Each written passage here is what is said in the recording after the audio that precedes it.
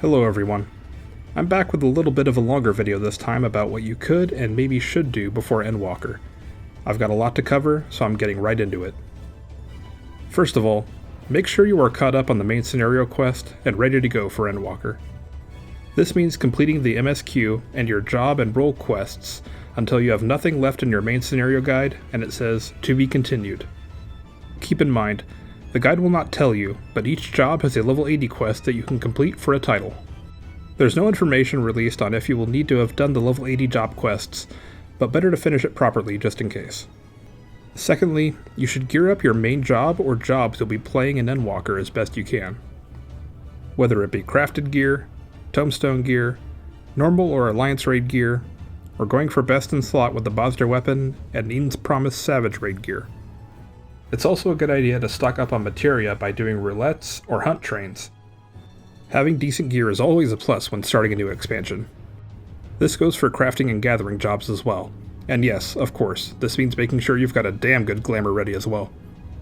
For those of you wanting to play Sage or Reaper, try having a full set of level 70 and 80 healing and maiming gear, respectively, ready to go. For those that are not sure which job they wish to main yet, hopefully the upcoming live letter will contain information that will help you decide. Thirdly, complete any trials and raids you may have skipped. According to lead scenario writer Natsuko Ishikawa during FanFest, she mentioned it would be beneficial to know about everything that is going on in the game up to this point when heading into Endwalker. The content she mentioned was all of the 8-man raids, the 24-man alliance raids, the 4 lords quests and trials in Stormblood, the Sorrow of Wurlit quests and trials in Shadowbringers, also Eureka, Bosja, and all of the job and role quests. With there being so much content, she gave 2 recommendations for if you don't have time for all of that. They are the Binding Coils of Bahamut raids and the Omega raids. Specifically, the story concerning the Twins family in Coils and Midgard Zormer's brood in Omega. Next, resistance weapons and Skybuilder's tools. I mentioned it earlier, but Bosja would be a good choice to spend time in to get your best in slot relic weapon. If it's like the Eureka weapons were, you won't need to be bothered with replacing it until possibly level 85 or later. If you really can't stand the content though, it's not like you won't be able to progress without it. There will of course be gear acquired through quest rewards and dungeons to get you through the expansion one way or the other, so there's no reason to slog through it if you would rather be doing something else. Especially in this game where there are so many other things you could be doing. If you do end up enjoying it, there are a bunch of other rewards you can get, or you can do what I did and just plow through as fast as you can. For crafting and gathering, there are also relics in the form of Skybuilder's tools you can work towards if you want. Moving on, you can also level up other jobs and start crafting and gathering. One of my favorite features in this game is the ability to level all the jobs on one character. If you haven't leveled more than 1 or 2 jobs, now is a great time to give other jobs and roles a try. Even though change is likely around the corner for several jobs, it never hurts to broaden your horizons, and knowing what other jobs are capable of can be useful in many situations.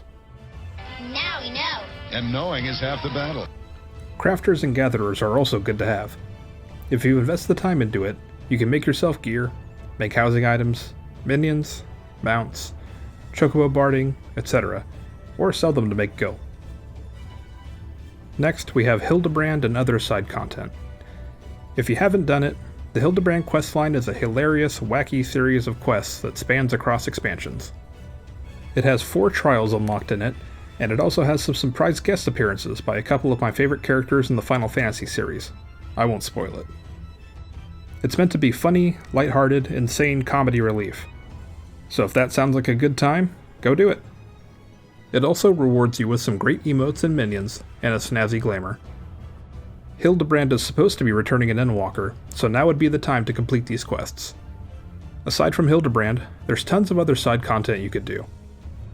There's Blue Mage, PvP, Deep Dungeon, Gold Saucer, Ultimate Raids, Treasure Maps, Ishgardian Restoration, Ocean Fishing, Old Relic Weapons, Old Savage Raids, Eureka, and more. So freaking much. How could you possibly hope to choose? As I often say, carefully.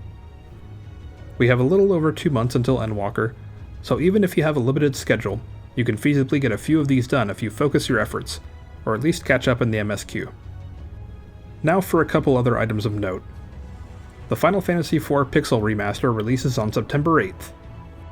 While not guaranteed, it may have a lot of motifs and references that appear in Endwalker, not necessarily story related, but it could be interesting.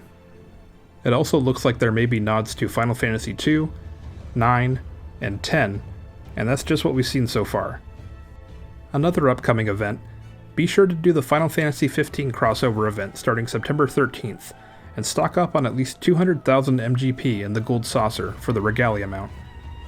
They haven't announced how long it will run for, but the words they used were, "Please don't miss out on it," so it may not be coming back for a long while, if at all. On September 17th, another live letter from the producer will be broadcast, which should contain a lot of juicy Endwalker info.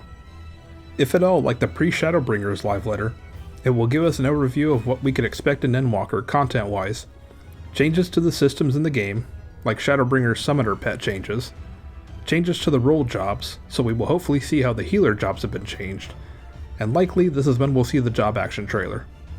As someone who chose to main Machinist based solely off the job action trailer, I am so looking forward to it. On October 19th, the Moogle Treasure Trove event is coming back. These events usually involve running certain content for event-specific tomestones, which can be traded in for a wide variety of rewards. These usually include a unique glamour item, extreme trial mounts, orchestrion rolls, and more. Lastly, before Endwalker, maybe take a break. If you plan to play on launch, there's a possibility the experience could be pretty grueling. We could have crazy long queues, connection issues that put us back in the long queues even when we do get in, DDoS attacks, zone congestion, bugged quests. The game could straight up go down for a day or two. Who knows? It's best to temper your expectations and relax beforehand. Don't get me wrong, it's going to be hype. I'll be on the edge of my seat, ready to go, but I've been through MMO expansions launches before, and it can be exhausting. If you're diving in head first, whole hog, get some rest beforehand and don't stress yourself out over it. Trust me. And that's going to be all for the video. Let me know what you're going to be doing up until Endwalker in the comments. Drop me a like or subscribe if you can. I'd really appreciate it. We're getting really close to 1,000 subscribers.